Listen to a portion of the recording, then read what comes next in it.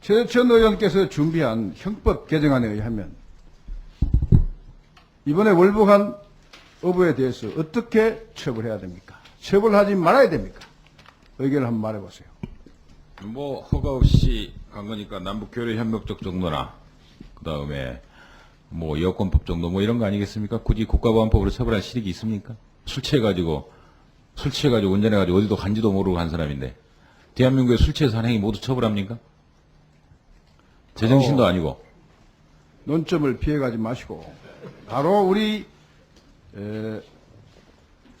최재천 의원이 마련한 형법 개정안에 따르면 새로 신설하는 87조 2 내란 목적 단체 가입 또는 미수, 예비 업무 이런 식으로 처벌해야 됩니다. 아니 고의가 없기 때문에 처벌할 가치가 없는 거죠. 우리 형법은 고의범을 처벌을 원칙하는데 그 사람이 술 취해가지고 넘어간 게 북한 체제 가입하려고 한 거예요? 그거 아니었잖아요. 법무부 장관. 총소리 나서 깨보니까 북한이더라 그랬잖아요. 법무부 장관이. 아니 제 말 들어보세요. 자, 갔다 와서 인터뷰를 했는데 총소리가 나서 깨보니까 북한이더라. 그래서 큰일 났구나. 나 이제 죽었다 그러면서 그 자리에 털썩 주저앉았다 이랬는데 그걸 무슨 국가보안법 처벌할 가치가 있어요? 지금 최재천 의원의 그런 말씀을 국민들이 듣고 불안해하는 겁니다. 불안을 조성하는 게 불안한 거예요. 술이 취해서 깨어 보니까 북한이더라. 그러니까 술 취해서 월북한 것이 무엇이 잘못이냐? 그 답변을 유지합니까? 유지합니다. 자, 설명드릴게요. 음주운전 자체는 물론 선박법에도 음주 항행에 대한 규정이 있을 겁니다. 그걸로 처벌하는 겁니다. 다음으로 허가를 받지 않고 다른 나라 간 것에 대해서는 출입국 관리법이나 여권법에 따라서 처리할 수 있다는 겁니다. 형법으로 처리하지 않더라도 기존 국적법이나 기존 여권법이나 기존 출입국 관리법으로 처벌할 수 있다는데 뭐가 문제가 되는 거죠? 다만 북한 체제를 이롭게 하거나 북한 체제에 가입하려고 간 건 아니기 때문에 그 죄로는 처벌할 실익이 없다라는 거예요. 그러니까 결국 아니 북한 찬양으로 간 겁니까? 북조선 노동당 가입하러 간 겁니까?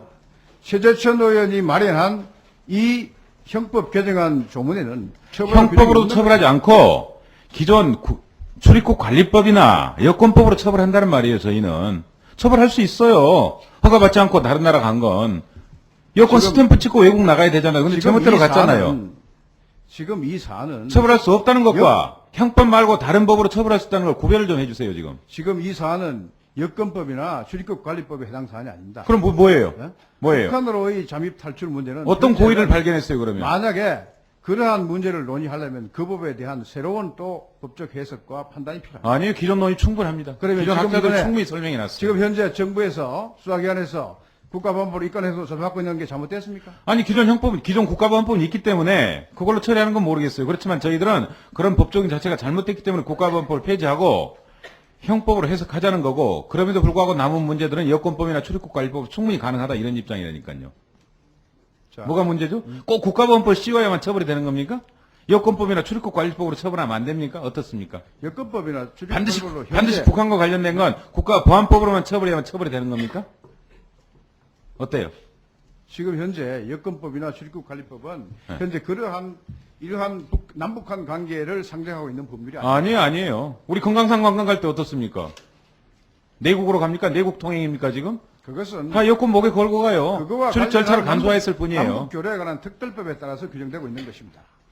그러니까 그 특별법을 적용을 받지 그러면 못합니다. 자, 잠깐요. 잠깐만. 아, 주성현 시간 드릴게요. 자, 한 가지만 주성현 의원님 시간 드릴게요. 그리고 예. 이 토론하는데 진지하게 토론하는 거 좋지만 자꾸 목소리가 높아집니다. 그건 좀 자제를 하시고 서로. 또 두 분이 법사에서 목소리가 그중 큰 편이에요. 그래서 조용하게 말씀하셔도 그 목소리가 다 전달됩니다. 오늘 예. 최 의원님 오늘 이 정도는 목소리가 참 우리 부드럽게 하는 거 아닙니까? 그렇습니다. 예. 고맙습니다. 자, 마지막으로 한 가지만 더 묻겠습니다. 우리 최재천 의원이 마련한 형법 개정안 중에는 또 여러 가지 불안한 요소 가운데 소위 간첩죄에 관한 처벌 규정이 탄로되어 있다는 지적이 많습니다. 그 점에 대해서 한번 해명해 주시기 바랍니다. 그러면 다시 역으로 묻습니다. 묻는 게 아니라 자문자답하겠습니다. 국가보안법에는 간첩죄가 있습니까? 없습니다. 다들 국가보안법에 간첩죄라는 독자적인 죄명이 있는 줄 아는데 없습니다. 그렇죠. 예. 그것은 뭐 상식이고 그렇죠. 그 국가보안법에는 상식에 해당되는 거죠. 예. 자, 형법에도 간첩죄라는 조항이 외환죄는 있는데 내란죄는 없습니다. 예. 일단 저희들은 북한을 내란단체로 보는 겁니다. 적화 야욕, 적화 목적을 가지고 있는 한. 간첩이 뭐하러 내려오겠습니까? 내란 목적을 실행하거나 전초기지를 만들기 위해서 내려오는 겁니다. 그럼 그런 중요한 임무에 종사한 사람으로 보고 내란죄의 중요한 구성분자, 내란죄의 중요한 임무를 행하는 사람, 이런 식으로 내란죄로 처벌하는 겁니다. 도리어 간첩죄보다도 더 엄격하고 더 무겁게 처벌하는 측면이 있습니다, 지금. 민노당은 비판은 그런 점이 적절하다고 생각합니다, 저는. 자, 그런 점에서 지금 최재천 의원이 답변한 내용을 종합해 보더라도 내란 목적 단체 조직죄를 신설하고 거기에 가입한 자, 또 여기에 대한 미수범을 처벌합니다. 예비 업무죄, 이 관련된 선전선동죄를 처벌합니다.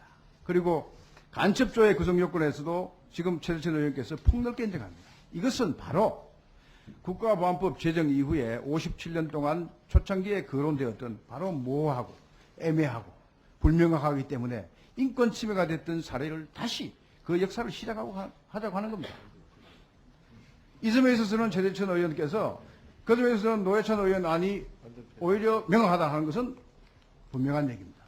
지금 최재천 의원께서 만약에 마지막으로 시작합니다. 민노당 안처럼 차라리 폐지하든지 그렇지 않고 이런 개정안을 만든다는 것은 또 다른 국가보안법의 고역의 역사를 되풀이하자는 겁니다. 한나라당 문제의식에 전적으로 공감을 합니다. 제발 그렇게 엄격하게 해석하고 엄격하게 집행될 수 있도록 도와주시기 바랍니다. 그리고 이